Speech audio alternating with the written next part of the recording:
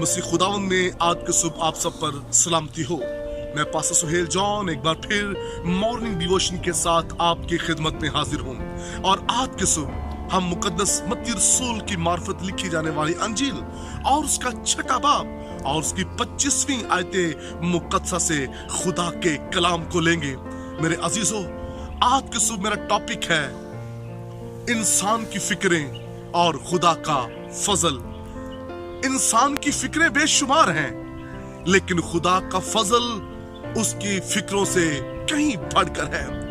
हर रोज इंसान को फिक्रें आ दबाती हैं, कभी उसकी अपनी सेहत की, कभी उसको अपने घर की, कभी उसको अपने कारोबार की और कभी उसको अपने बच्चों की। कोई ना कोई फिक्र हर रोज उसे आ दबाती है। लेकिन मैं आपको बताना चाहता हूं, फिक्रें चाहे जितनी मर्जी बड़ी क्यों ना हो, खुदावंद यीशु मसीह ने कहा तुम फिक्रमंद होकर कुछ भी नहीं कर सकते। हम जब फिक्रमंद होते हैं तो फिर कुछ भी नहीं हो सकता। और याद रखिए, जब हम फिक्रमंद हों तो हमें एक ही काम करना है कि खुदा के फजल पर निगाह करनी है।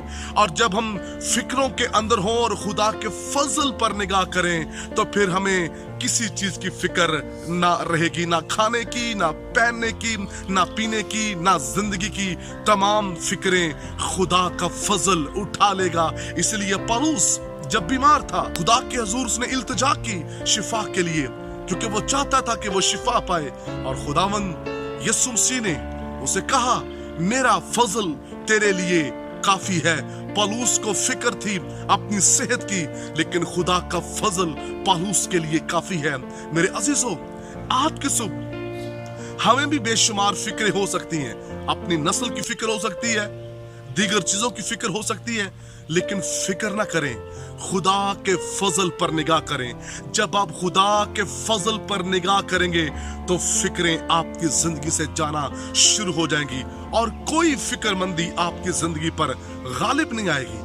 कोई भी चीज आपको खौफजदा नहीं कर सकती अगर आप खुदा के फजल पर निगाहें लगा लें। आज के सुबह खुदा के फजल पर निगाहें लगाएं।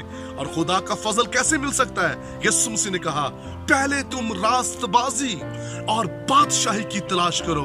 ये सारी चीजें जिसके लिए तुम फिक्रमंद हो, मैं तुम्हें इनाम में दे दूंगा। इनाम को हासिल करने के लिए बादशाही की जरूरत है। फिक्रों से आजाद होने के लिए रास्तबाजी की जरूरत है।